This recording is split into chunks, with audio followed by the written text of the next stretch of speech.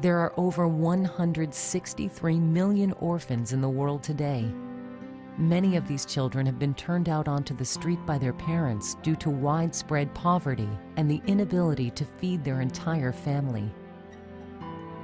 They are vulnerable and in need of help.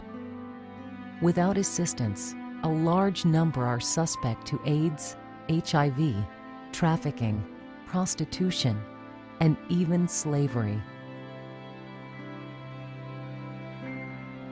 Both Hands Foundation, a nonprofit organization based in Brentwood, Tennessee, is dedicated to ending this cycle by putting a child back in a family and to put him or her on the road to success and recovery.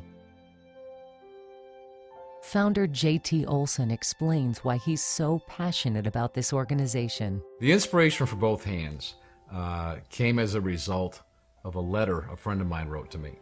I was doing a fundraiser, and it was one of those fundraisers where it's a golf fundraiser where you mail letters out to people and you ask them to sponsor you while you golf.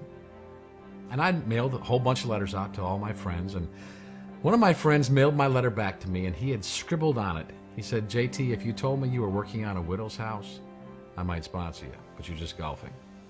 Nice cause, but not my money." And it kind of hurt a little bit when I first got it, but I called him the next day and we talked about it, and I laughed about it and everything. But the idea just never left me, because I thought, what a great idea.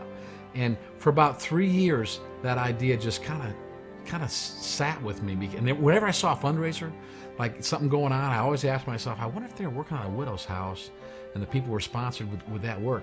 It was about 3 years later, a friend of mine came up to me, and I hadn't seen him in a couple months. I said, "What's new?" And he said, "Well, I'm adopting 4 kids from Moldova." And I said, "Wow, that's going to be expensive, isn't it?" And he said, "Yeah." He said, "That's going to cost about $60,000 or $70,000. And I asked him, I said, "Have you got any idea how you're going to pay for that?" And he said, "No." And I said, "I got an idea." And we got together next Saturday, and 2 hours later, we emerged with a plan. So long story short, we got about 13 guys. We all mailed letters out to everyone we knew. I found, asking them to sponsor us while we worked in this widow's house. I went and found a widow who needed some help, got all the supplies for that day donated, and we spent the day working on Miss Lucille's house. When it was all over, said and done with, we had raised right at about $55,000. Marty Rowe is a Grammy winner and lead singer of the country band Diamond Rio. His passion for orphans and widows has led him to become a board member for Both Hands. After a couple years of discussing this idea back and forth with JT on the deck and him getting a better picture of what he wanted to do, a good friend of his from church, Don Meyer, decided he was going to adopt.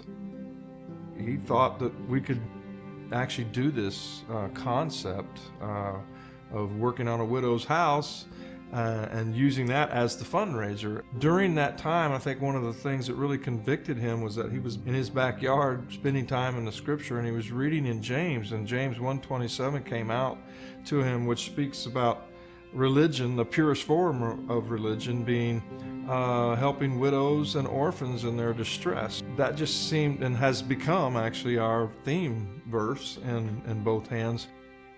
It was just an affirmation of the idea that we could do both at the same time, and that both of those things are as pure a form of Christ-like ministry as you could come upon. Every project starts with an adoptive family who wants to adopt.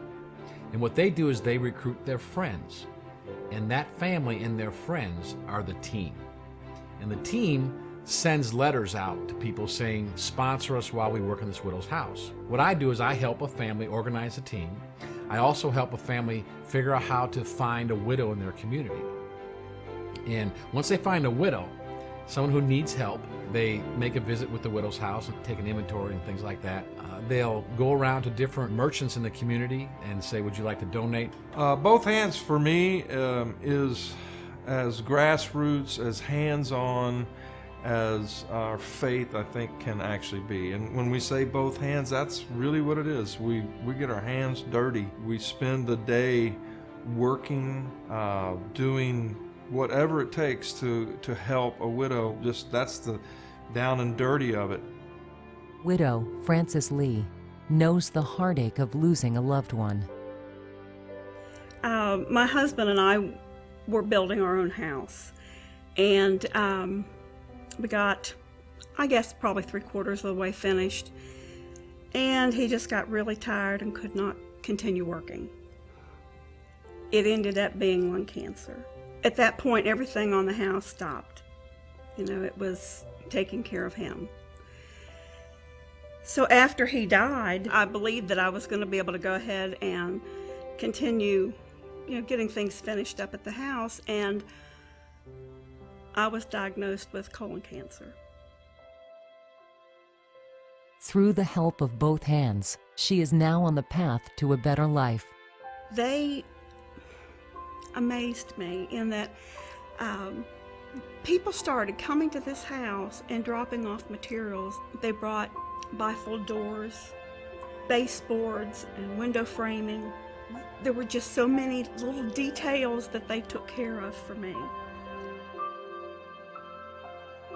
Some of them had never swung a hammer or done anything like that, but they all worked, and it was amazing to watch the effort, how much fun they had, and the fact that they were doing this for me.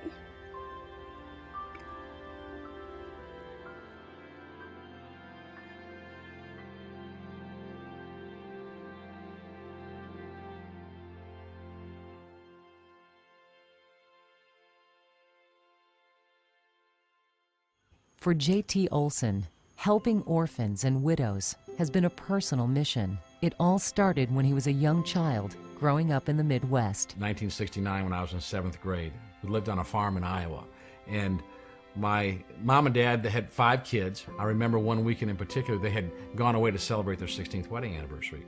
And you know, all of us kids were kind of farmed out to different families and everything. And I remember coming back on a Saturday night. We were all kind of coming in, and I'd spent that day at a friend's house with my brother. We were playing in the barnyard, so I was kind of dirty. I had to go down into the basement. My brother went in the front door, and I went down into the basement. I can remember so clearly sitting down and unlacing my boots. I was bending over, and my brother came walking down the basement stairs. And I was excited. I looked up at him and said, "Are Mom and Dad home?" And he looked at me and he said, "Mom and Dad are dead." And I thought, "What?" And he said, "Mom and Dad are dead. They were killed in a car accident an hour ago." So I know what it feels like to be an orphan. I know what it feels like to have everything that you hold important, the things that kind of keep you tethered in life, kind of snipped, and you feel like floating. I know what it's like to have the feeling of wondering who's going to take care of us. I know what it's like to wake up the next morning and for the first minute think it was all just a dream, and then realize after about 60 seconds, no, I'm never going to see my mom and dad again this side of heaven. So I know what it's like to be an orphan, and I know how these kids feel, but I also know what it's like to be rescued. Because 3 months before the accident, my aunt and uncle, my mom's sister and her husband, had worked out an agreement with my mom and dad that if anything would happen to my mom and dad, they would take the kids, and vice versa. If anything would happen to them, we'd take their kids. I had 2 sisters. One was 4 and one was 5 when the accident happened. They moved in with my aunt and uncle right away. But us 3 boys, we were 7th, 8th, and 9th grade, we stayed on the farm to finish the school year out. I remember getting off the bus, and it was on kind of a hill so you can see most of our farm from the bus stop. I got off the bus and I looked in our fields, and there were all our neighbors with their tractors and their plows and their discs and their planters. They were planting our crops. So I know what it's like to have your feet washed. You know, I know what it's like to be blessed. I know what it's like to be taken care of. And what I love about Both Hands, it gives people a chance to take care of people who need it. You rescue the orphan, but you also serve the widow. And I think what's interesting is my father had a sister who also moved in after the accident. She moved in on the farm. She was a widow. So you have the widow taking care of the orphans. And it's pretty neat when you think about it. Fast forward to 2003. I'm in the third floor of a high-rise hotel in China in a conference room where there's 23 screaming little Chinese babies, and there's an 18-month-old with black pigtails being handed over to me, kicking and screaming. I can't imagine life without my Gracie, the little 9-year-old who sleeps across the hall from me now. For married couple Clint and C.J. Redwine, adopting a child overseas had always been a dream. But with the costs of adopting in the tens of thousands of dollars, they knew it would be a struggle. With the assistance of Both Hands, their 5-year journey became a reality. It's amazing the faith that these families have, and it's indescribable the joy that we all feel when that child actually comes home. Every time we can help a family raise $5, $10, $15, or $20,000, that gets them that much closer, that much quicker to rescuing their son or daughter, that's living. 100% of the money sent in goes to the adoption fund for that family. Warfare, disease, and poverty change lives. With your support of Both Hands, you will too. To contribute to Both Hands Foundation, please visit us online at bothhandsfoundation.org.